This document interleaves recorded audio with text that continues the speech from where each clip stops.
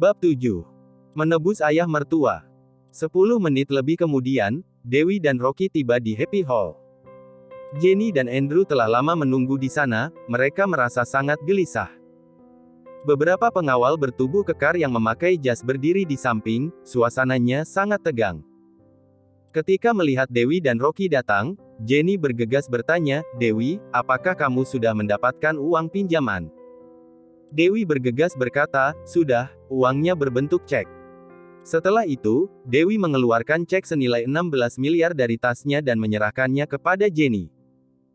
Melihat ini, kesedihan Andrew akhirnya mereda, begitu memikirkan dia tidak perlu masuk penjara, dia merasa sangat gembira hingga tidak bisa mengatakan apa-apa. Jenny juga merasa sangat gembira dan berkata, "Tidak disangka, Direktur Romeo sangat murah hati, dia memberikan uang 16 miliar.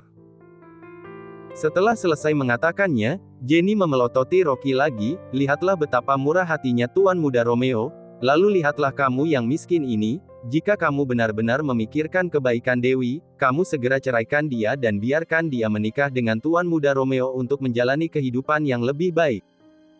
Rocky mengangkat bahu, ibu mertuanya selalu meremehkan dirinya, dan dia tidak pernah mendengar dia mengatakan sepatah kata baik tentangnya.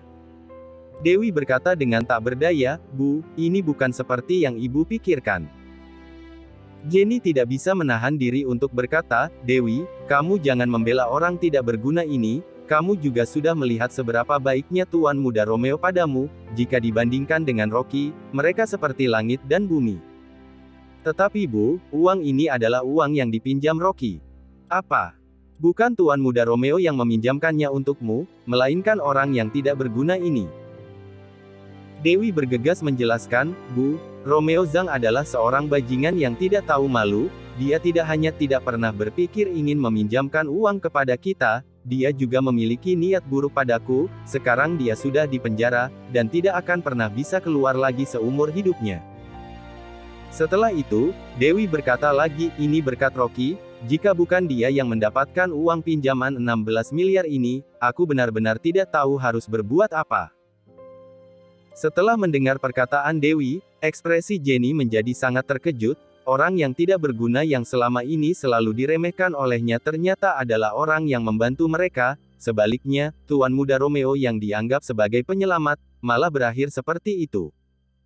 Mengingat perkataan sindiran yang tadi dia katakan pada Rocky, Jenny tiba-tiba merasa malu. Andrew tersenyum menyanjung dan berkata, "Tidak peduli siapapun yang meminjamnya, pokoknya uangnya sudah didapatkan, itu bagus." Jenny memelototinya, "Apanya yang bagus? Dewi masih harus membayarnya, kamu lihat masalah apa yang telah kamu buat ini, saat pulang nanti aku akan memperhitungkannya denganmu." Wajah Andrew memerah, "Oke. Pada saat ini, manajer Happy Hall bergegas datang setelah mendengar suara mereka, dan berkata dengan dingin, "Tuan Andrew, apakah kamu sudah mendapatkan uangnya?" Andrew bergegas berkata, sudah, uangnya dalam bentuk cek." Setelah itu, Andrew menoleh dan melihat ke manajer Happy Hall, "Itu. Apakah aku sudah boleh pergi sekarang?" Manajer Happy Hall melambaikan tangannya, "Tentu saja." Setelah pulang, Jenny berkata dengan marah kepada Rocky, "Mengapa kamu masih tertegun? Buatkan semangkuk mie untuk ayah." Rocky berkata sambil tersenyum, "Oke, aku akan pergi sekarang." Andrew menatap istrinya dengan cemas dan berkata dengan tersenyum menyanjung, "Istriku, kali ini untung ada kamu dan Dewi, kalau tidak aku tidak tahu bagaimana keadaanku sekarang." Ketika Andrew tidak mengatakannya itu masih baik-baik saja, begitu dia mengatakan itu Jenny langsung menjadi semakin marah. "Kamu masih enak mengatakannya, jika kamu tidak memecahkan vas di Happy Hall, apakah kamu perlu memberikan uang 16 miliar kepada mereka? Ini semua salah Rocky, jika dia tidak memarkir mobil di Antique Street, aku tidak mungkin melihat vas itu, apalagi memecahkannya." Andrew segera melepaskan tanggung jawab dan melemparkannya pada Rocky. Namun, Jenny menjadi lebih marah dan berkata, "Sekarang keluarga kita berhutang begitu banyak uang kepada orang, apa yang harus kita lakukan?" Andrew tersenyum menyanjung dan berkata, "Istriku, aku tahu aku salah. Ketika Dewi melihat kedua orang tuanya, dia mengerutkan kening, dan berpikir dalam hati, meskipun teman Rocky tidak terburu-buru meminta mengembalikan uang itu, namun keluarga mereka masih memiliki 4 miliar sekarang, jadi lebih baik dibayarkan dulu. Pada saat ini, Rocky berjalan datang dan meletakkan mangkuk di depan Andrew.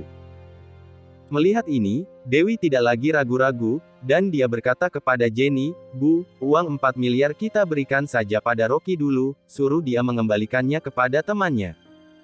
Jenny mengerutkan kening, dan berkata dengan nada tidak puas, 4 miliar diberikan semua. Jika demikian bagaimana keluarga kita bisa bertahan hidup? Setelah itu, Jenny melirik Rocky lagi, dia berkata sambil tersenyum, "Rocky, bisakah kamu katakan pada teman kayamu untuk memberikan sedikit waktu?" Rocky tersenyum dan berkata, "Tentu saja tidak masalah." "Apanya yang tidak masalah?" Dewi memelototi Rocky, dia menoleh dan berkata kepada Jenny, "Bu, jangan dengarkan dia, transfer dulu uangnya ke Rocky." Jenny masih ingin menunda waktu, tapi Dewi berkata dengan tegas, "Bu, tidak ada tapi, uang itu harus diberikan kepada Rocky." Jenny tidak punya pilihan selain menyerahkan ponselnya kepada Dewi, dia selalu mengontrol uang keluarga dan menyimpannya di bank ponselnya. Dewi mengambil ponsel dan langsung mentransfer 4 miliar ke rekening Rocky. Terdengar suara, ding. Rocky menerima pemberitahuan pesan teks dari bank bahwa saldo rekeningnya telah bertambah 4 miliar. "Istriku, aku sudah menerimanya." Dewi mengiyakannya dan berkata, "Kamu segera transfer ke temanmu, jangan lupa bantu aku ucapkan terima kasih padanya." Rocky mengangguk dan berkata, "Jangan khawatir, istriku, aku pasti akan melakukannya." Jenny melihat gerak-gerik mereka, dan dia menjadi lebih tidak puas dengan Andrew, dia menatapnya dan berkata, "Makan, makan, kamu hanya tahu makan, hanya bisa membuat masalah saja." Andrew menciut dan tidak berani berbicara, dia meninggalkan ruang tamu dengan membawa mangkuk. Malam hari, setelah makan malam, Rocky sedang membersihkan panci dan peralatan makan di dapur, tiba-tiba ponselnya berdering. Dia mengeluarkan ponselnya dan melihat bahwa itu adalah panggilan telepon dari Lian, CEO perusahaan WHO yang baru diangkat. Rocky melihat sekeliling, ketika melihat tidak ada orang lain di sana, dia menekan tombol jawab. Lian yang di ujung telepon sana berkata dengan hormat, "Tuan muda, surat perjanjian pengangkatan perusahaan WHO harus langsung ditandatangani oleh Anda sendiri, kapan Anda ada waktu?" Rocky menepuk kepalanya, dia teringat, sepertinya Billy pernah menyebutkan padanya bahwa sebagai CEO perusahaan WHO yang sebenarnya, tanpa tanda tangannya, banyak hal tidak dapat dilakukan Lian. Memikirkan hal ini, Rocky berkata, "Besok aku punya waktu, kamu tunggu saja aku di perusahaan." Nada bicara Lian tetap tidak berubah, dia berkata dengan hormat, "Baik, Tuan muda, aku akan menunggu kedatangan Anda besok." Rocky mengiyakannya dan menutup telepon. Pada saat ini, istrinya Dewi datang dengan mengenakan piyama dan bertanya dengan heran, "Siapa yang meneleponmu? Sudah waktunya istirahat." Rocky tertawa dan berkata, "Sales yang mempromosikan barang, aku akan pergi tidur sekarang." Dewi tidak mencurigainya, setelah kembali ke kamar, dia masuk ke dalam selimut. Rocky meletakkan tikar, berselimut, dan tertidur. Bab 8. Wanita jalang dengan anjing. Keesokan paginya, setelah memasak di rumah, Rocky mengendarai sepeda listriknya ke perusahaan WHO. Lian meneleponnya dan berkata kepadanya dengan nada hormat, "Tuan muda, aku membawa semua staf eksekutif perusahaan untuk berbaris di lobi perusahaan WHO untuk menyambut Anda, kapan Anda akan tiba?" Rocky berkata dengan datar, "Suruh semua orang bubar, aku tidak ingin mengungkapkan identitasku, jika tidak, mengapa aku menyuruhmu menjadi CEO?" Lian langsung mengerti maksud Rocky, dia gugup hingga berkeringat dingin. Dia hampir melakukan kesalahan, tetapi untungnya, dia menelepon terlebih dahulu untuk menanyakan hal itu, jika tidak, jika Tuan Muda datang, dan melihat barisan yang diaturnya untuk menyambutnya, begitu Tuan Muda marah, mungkin dia akan dipecat. Lalu dia bergegas berkata, "Tuan Muda, aku akan segera membubarkan mereka." "Ya." Rocky berkata, "Kamu kembali ke kantormu, dan aku akan langsung pergi menemuimu ketika aku tiba." "Baik, Tuan Muda." Rocky menutup telepon dan memarkir sepeda listrik di tempat parkir perusahaan WHO. Begitu sepeda listrik telah dikunci di area parkir, sebuah mobil Bentley hitam perlahan diparkir di tempat parkir seberang. Rocky tidak sengaja mendongak dan melihat sepasang pria dan wanita muda berjalan turun dari mobil. Pria itu mengenakan setelan jas kualitas tinggi, dia terlihat sangat elegan, dan wanita itu berdandan dengan mencolok, meskipun sedikit norak, namun dia juga bisa dibilang cantik. Rocky mengenal wanita ini, dia adalah sepupu Dewi, Mia. Pria itu, sepertinya orang yang akan segera bertunangan dengannya, Fresco, tuan muda pertama keluarga Wang. Keluarga Wang cukup terkenal di daerah setempat, dan dapat dikatakan sebagai keluarga besar di kelas menengah ke atas, tidak peduli kekayaan maupun kedudukan, mereka jauh lebih baik daripada keluarga Liu. Oleh karena itu, Christie sangat menantikan Mia bisa segera menikah dan masuk ke keluarga Wang, dengan begitu dia juga akan membawa peluang perkembangan baru bagi keluarga Liu. Rocky tidak terlalu suka dengan Mia, alasan utamanya karena kepribadian Mia tidak baik, dia selalu menganggap Dewi sepupunya ini sebagai pesaing, tetapi yang tidak bisa dipungkiri adalah tidak peduli wajah, karisma, pendidikan, maupun moral, Dewi jauh lebih baik daripada dia. Oleh karena itu, Mia tampak rukun dengan Dewi di permukaan, tetapi sebenarnya dia sangat membencinya di dalam hatinya. Ketika Dewi menikah dengan Rocky, Mia senang hingga tidak bisa tidur nyenyak karena dia merasa sepupunya telah menikah dengan seorang suami yang tidak berguna, dan akhirnya dia memiliki kesempatan untuk mengunggulinya dalam hal pasangan. Setelah itu, ia sengaja mendekati Fresco, dan berinisiatif untuk bersikap baik padanya bahkan memberikan tubuhnya, akhirnya hubungannya sampai pada tahap pembahasan pernikahan dengan Fresco. Setelah mendekati keluarga Wang, Mia menjadi angkuh di keluarga Liu, dia sangat sombong, setiap kali dia melihat Dewi dan Rocky, dia akan selalu menyindir untuk melampiaskan kebenciannya pada Dewi yang telah ditahannya sejak lama di dalam hatinya. Rocky juga tidak tahu apa yang ingin dilakukan Mia dan Fresco di perusahaan Weiho, demi menghindari masalah, dia awalnya ingin segera bersembunyi, tetapi tidak disangka, Mia yang bermata tajam langsung melihatnya dan berteriak, "Wow, kakak ipar." Mia memanggilnya dengan sangat ramah, tetapi setelah mendengarnya, Rocky malah merasa kesal. Demi kesopan santunan, dia terpaksa berhenti, ketika mereka dua mendekat, dia tersenyum dan berkata, "Mia, mengapa kamu bisa ada di sini?" Mia terkikik, "Aku dan Fresco datang untuk mengantarkan undangan kepada Presdir Lian, CEO perusahaan Weiho, kami ingin mengundangnya ke pesta pertunangan kami."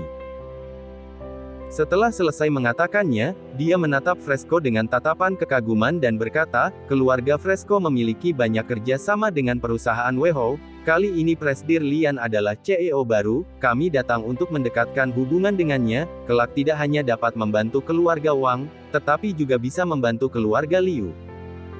Rocky tidak tahu bahwa keluarga Wang memiliki kerja sama dengan perusahaan Weiho baru saja menjadi perusahaannya dan dia belum sempat memahaminya. Namun, dia tidak menunjukkan ekspresi ketidaktahuannya, dia hanya tersenyum dan berkata, "Oh, ternyata dia ini tunanganmu, Tuan Fresco," dia tampak tampan. Fresco menatap Rocky dengan tatapan merendahkannya, dan merasa tidak adil. Orang ini terlihat seperti orang miskin.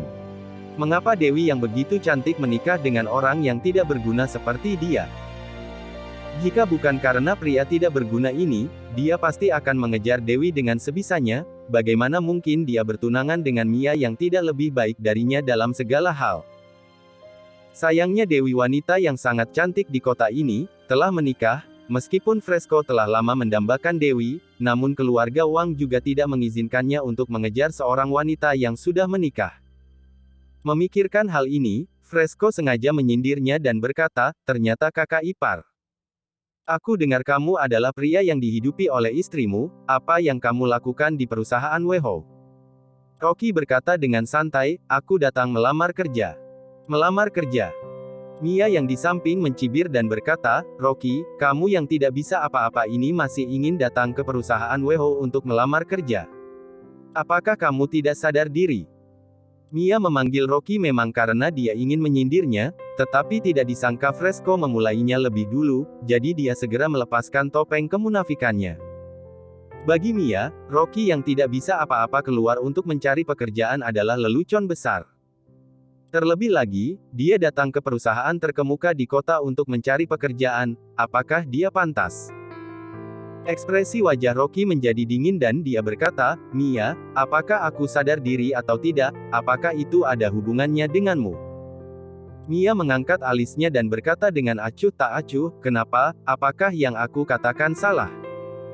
Dalam hal pendidikan, apakah kamu memiliki ijazah? Dalam hal kemampuan, apakah kamu yang tidak bisa apa-apa ini memiliki prestasi?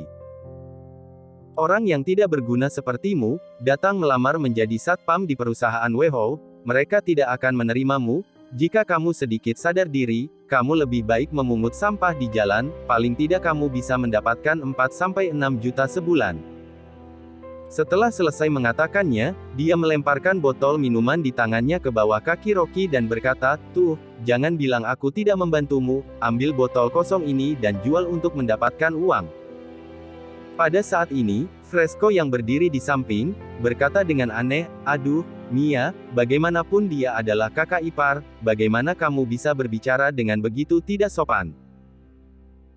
Setelah itu, dia berkata kepada Rocky lagi, kakak ipar, meskipun kamu sangat tidak berguna, tetapi masih bisa dianggap kerabat, bagaimanapun aku harus sedikit membantumu, kebetulan aku berteman dengan Presidir Lian dari perusahaan WeHo, kalau tidak bagaimana jika aku bantu kamu mengatakan beberapa perkataan baik, dan memintanya memberikan pekerjaan membersihkan toilet untukmu.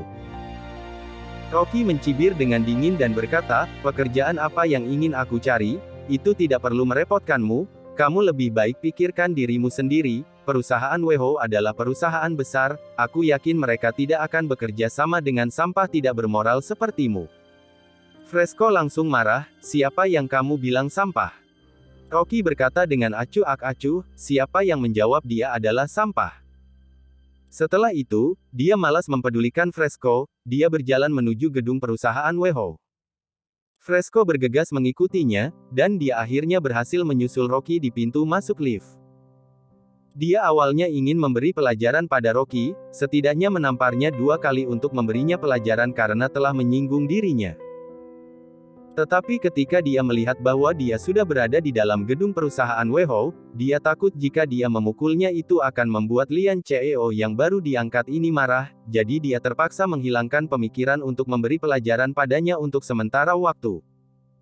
Dia berkata dengan mengertakkan gigi, idiot, aku akan melepaskanmu hari ini, lain kali kamu tidak akan seberuntung ini. Rocky mendengus dingin, dia melangkah naik ke lift, dan berkata kepadanya, Fresco, apakah kamu pikir kamu hebat? Percayalah, kamu akan segera tahu apa akibat kesombongan. Brengsek. Fresco hendak bergegas naik ke lift, namun Mia memegang tangannya, dan berkata dengan nada menghina, Fresco, jangan naik lift yang sama dengan sampah seperti dia, jangan sampai kamu terkena sial, lihatlah kakak sepupuku, otaknya dicuci olehnya sehingga bersedia menikah dengannya. Fresco mengangguk, tahu bahwa dia tidak bisa melakukan sesuatu padanya di sini, jadi dia berkata dengan dingin, kali ini aku akan melepaskanmu, lain kali aku akan memberimu pelajaran. Rocky tersenyum acuh tak acuh, sebelum pintu lift tertutup, dia berkata, wanita jalang dengan anjing, sangat cocok.